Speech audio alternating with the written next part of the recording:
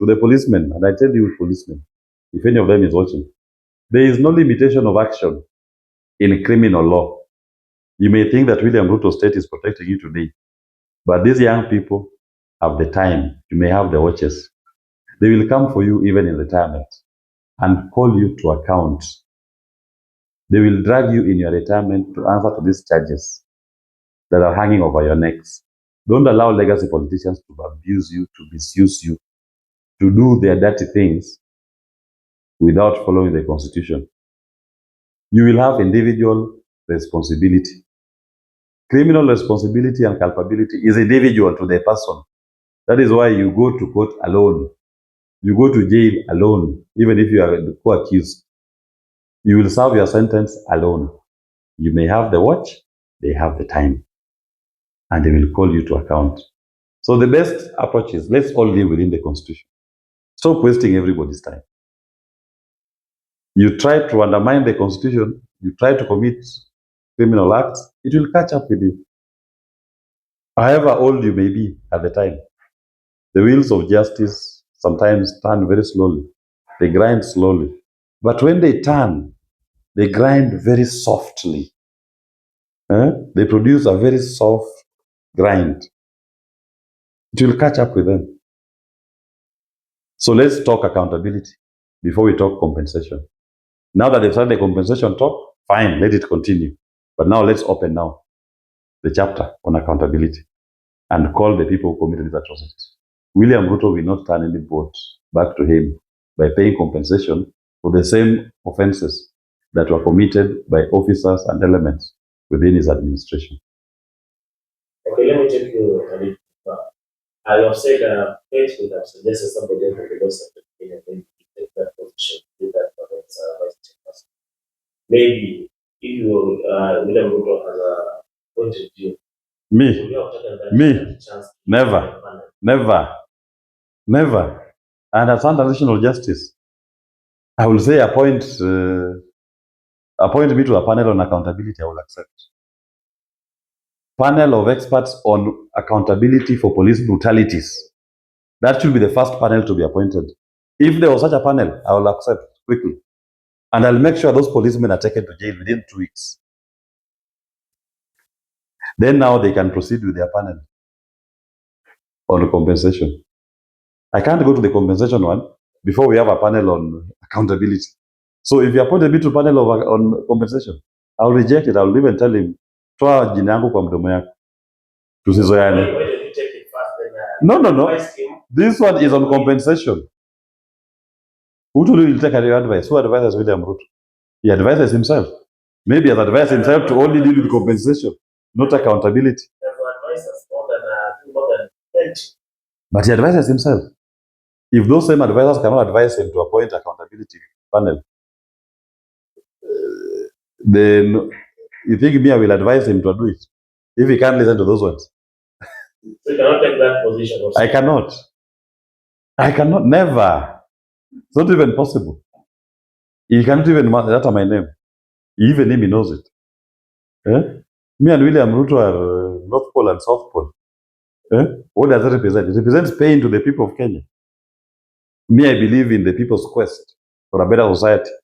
He believes in the legacy politicians' quest for a legacy politician society that is good for them, not for the people.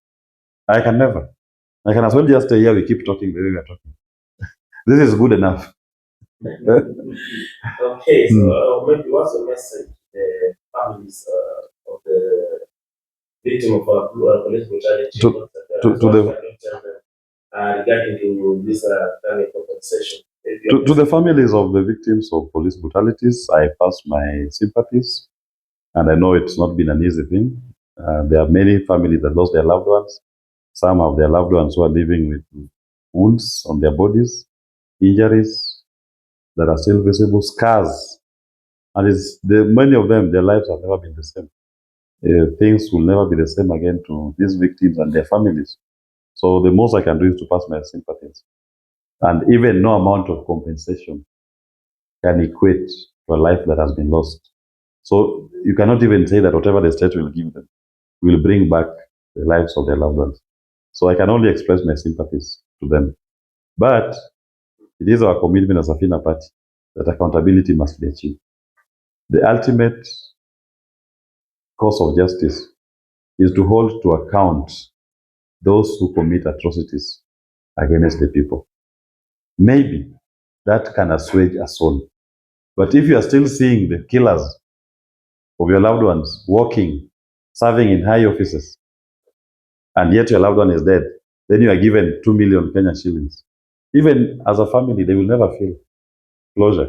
They'll feel that it is because of their poverty that they lost their loved ones, and no action was taken on those responsible. For example, the family of Albert Ojwang. So you're going to compensate them. When Albert Ojwang was taken from his mother's doorstep in Omabe, driven all the way to Nairobi, tortured to death, and now he's buried. No compensation can bring back Albert Ojwang's life. No compensation can assuage the pain that family is going through. But maybe, if the perpetrators of this heinous act were jailed, maybe they'll say there was justice. There was retributive justice to the victims. Then they will say, indeed, the law works for them. But you think you are going to now assuage them by giving them money? Just like William Ruto tried before? It cannot. It cannot. They'll only feel at peace when they see those perpetrators languishing in jail. So to the families of the victims, my sympathies, and we do hope that in the fullness of time, we shall get real retributive justice for the deaths, the scars, the torture, and the pain that they are going through. Maybe that's the joy as you finish. You as a fellow party, if you take power in 2027, what police reforms are you going to introduce to make sure that all this that has been happening comes to an end? Because most of these issues for judicial killing, they start with police officers. There is only one reform that we'll do, Safina. One, we will not form a task force. We will not do refresher trainings. We will only do one reform. We will change the command structure of the police. The OCPD must be elected by the people. He must answer to the people, not legacy politicians in Nairobi. That will fundamentally change policing in this country, when now the people are responsible as to who oversees their security. And number two, tied to number one, we will make sure that every police station in this country has a local community oversight committee made up of civilians who are served by that police precinct. And that oversight committee will be elected again by the people in that locality. They will have a duty to inspect police cells. They can inspect the OB. In inspecting the cells, they have a duty to know how long an inmate has been held in that cell, why an inmate has not been taken to court, why an inmate has not been admitted to bail, for what offense is he being held at the station. If the inmate has injuries, why has the inmate not been taken to hospital or is sick? And what caused those injuries? Were the injuries suffered in the police station or they were suffered before the apprehension? And why is the person still in police station? And ultimately, they will even have the right to inspect the use of firearms by police officers. If a policeman is deployed to go to a demonstration and he was given a firearm and ammunition and he fired a bullet at a civilian, it must be documented. Why did you fire a bullet? First, why did you issue a firearm with bullets as a response to a demonstration? Then number two, why did you fire? In what circumstances were you firing? What is the state of the victim? Did the bullet hit the victim? Are there fatalities? And what action did you take after that? So it will be the civilian in every police station locality oversighting that police station and the provision of police services. That is our only commitment. No refresher training, no task force. We've had many. Change the structure of command. What about the 9 months training? For some players are also thinking that the 9 months training is not enough. for the police. Even if you trained this policeman for 5 years, the mentality is the same. These policemen understand this when you're talking about the policemen. These policemen you see here, when the police came to Kenya, they came with Imperial British East Africa Company, IBACO. That was a private company that came to Kenya. They are askaris, they are watchmen who are protecting the company property and assets against the natives, that's the people of Kenya. When the British turned this camp, came over and took over the company employees became the civil servants. The company's askaris became the police.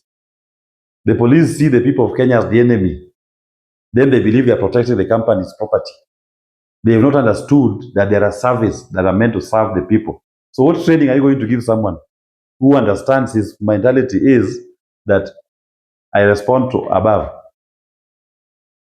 If you don't deal with the above, you can train him even for 10 years. But if the mentality is that the above is superior to everybody else, you cannot change it. You cannot.